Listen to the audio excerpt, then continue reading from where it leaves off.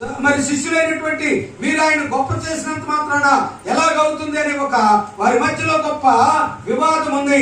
వాస్తవానికి దేవుని యొక్క ధర్మశాస్త్రం విశ్వసించిన యూదులు మోషే యొక్క ముసుగు ధరించిన వారై ఉన్నారని కొరింథీయులకు రాసిన 2వ పత్రిక 3వ అధ్యాయం 14-15 వచనాల్లో అపోస్తలుడైన పౌలు అంటాడు. ఏమిటి ఆ ముసుగు అంటే, మోషేకి దేవుడు ప్రత్యక్షమైనప్పుడు ఏం చేశాడు? తన తలను కప్పుకొని ముసుగు ధరించాడు. ఇంకను అపోస్తలుడైన పౌలు అంటాడు, మీరు ఇంకను ఆ ముసుగులోనే ఉన్నారు అంటాడు. వాళ్ళని ఎక్కడున్నారట అంటే వారు ఆ ముసుగులో ఉన్నారు కనుక వారు ఏం చూడగలిగారో ఏం చూడలేకపోయారో అపోస్తలుడైన పౌలు యొక్క హెబ్రీ పత్రికలో తెలియజేస్తాడు. అహరోను ద్వారా వచ్చిన యాజకత్వం ఎటువంటిది? అహరోను సంతతి వారు నడిపించిన యాజకత్వం కంటే మన ప్రధాన యాజకుడిగా యేసుక్రీస్తు ఎటువంటి యాజక ధర్మాన్ని జరిగించాడో, యేసుక్రీస్తు ఎటువంటి బలి అర్పణగా తానే బలి అయిపోయాడో అనే విషయాన్ని చాలా స్పష్టంగా తెలియజేస్తాడు. మీరు విరామ సమయంలో చదువుకోండి.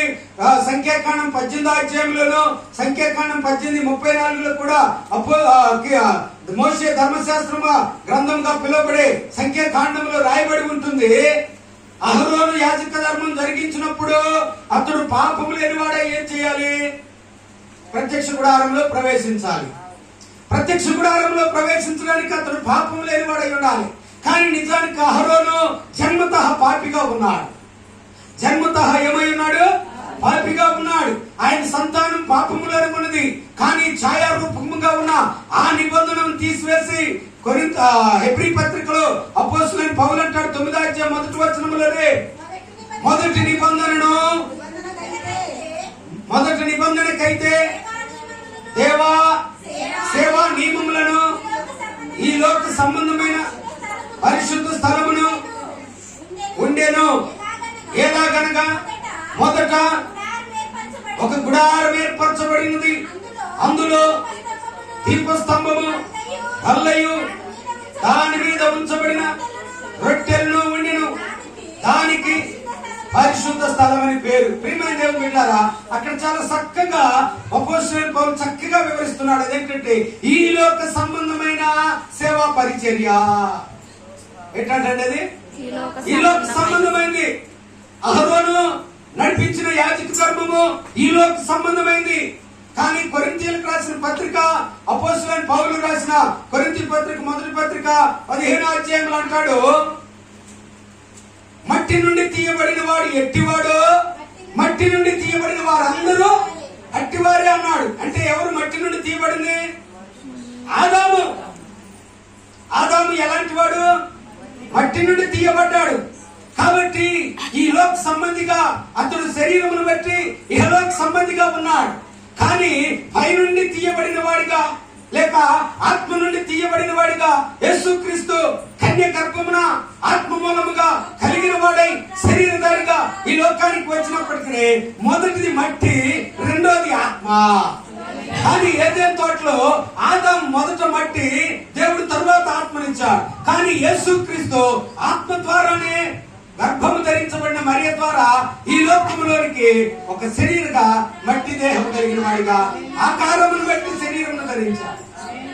ఏమన్నాడండి అక్కడ? ఆకారమును బట్టి ఆయన శరీరమును ధరించాడు. కానీ ఆయన ఆత్మ అయి ఉన్నాడు.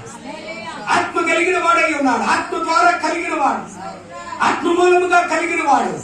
కాబట్టి మొదటిది ఈ లోక సంబంధమైంది. అయితే అది కొట్టివేయబడింది. ఎలాగా? క్రీస్తులో నెరవేర్చబడి. రోమాపత్రిక 8వ అధ్యాయం 1వ వచనం చదవండి.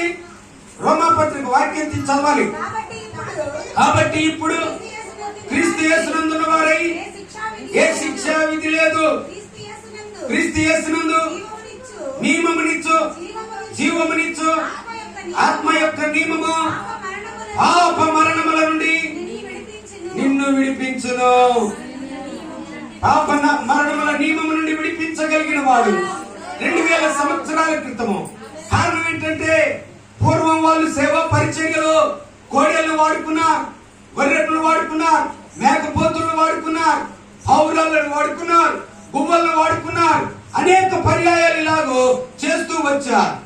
కానీ 2000 సంవత్సరాల తరువాత అనగా యేసుక్రీస్తు శరీరధారిగా వచ్చిన తరువాత ఆయన నీ కోసం నా కోసము ఏకైక బలిగా ఇంకా వేరే బలులేమి అర్పించిన అవసరం లేని ఒకే ఒక బలిగా తాను అర్పించబడి నిత్యమైన యాజకుడిగా, అంటే రోజు ఒకసారి లేకుంటే వంతుల వారిగా అతి పరిశుద్ధ స్థలములోనికి ప్రవేశించే ఆరోను సంతతి వారి వలె కాక నిత్య యాజకుడిగా ఆయన నీ కోసం నా కోసం ఉన్నాడు.